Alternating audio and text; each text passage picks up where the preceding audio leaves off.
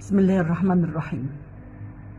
الفيديو بتاعنا النهاردة بيتكلم عن كلمة يا لهوي اللي هي المشهورة عند المصريين لما أي حد بيتفزع من حاجة أو بيتخض من حاجة أو بيتفاجئ من حاجة بيقولها. كلمة يا لهوي دي في ناس بيقولوا إيه بقى؟ إن هي دي معناها يا لهف قلبي، فاتطورت واتحرفت لغاية ما بقت يا لهوي. لكن القصة الحقيقية بتاعتها بتقول إيه؟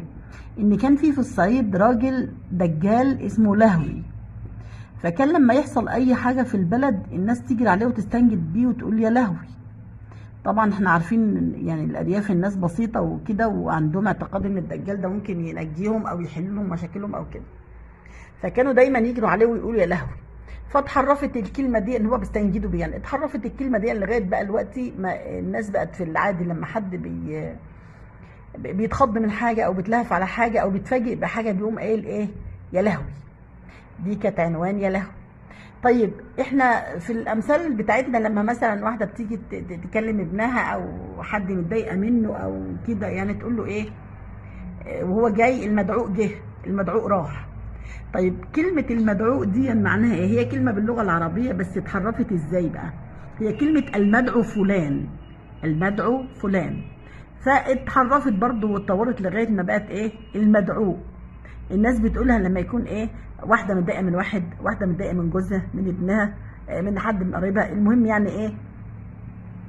ان هي دي معنى كلمه المدعو. هي اتحرفت واتطورت لغايه ما بقت ايه؟ المدعو، اللي هي في اللغه العربيه اصلا كانت معناها المدعو فلان. طيب عندنا كلمه تانية اسمها ايه؟ يهبل.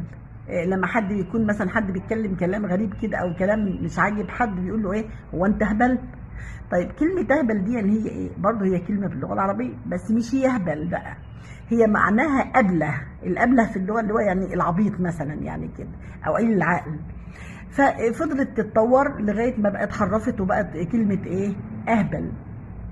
هي دي يعني الكلمات اللي هي المشهورة اللي الناس بتقولها عادي وهي متخيلة ان هي ايه؟ مثلا زي كلمة المدعو او اهبل دي لغة عربية، لكن يا لهوي ده المثل اللي هو ايه احنا بنقوله لما بنتفاجئ او بنتخض. والقصة بتاعته بتاعت ايه؟ الدجال اللي هو ايه؟ اسمه يا لهوي. وهو ده قصة الفيديو بتاعنا النهاردة، ولو عجبكم اعملوا لايك وشير واشتركوا في القناة. مع السلامة.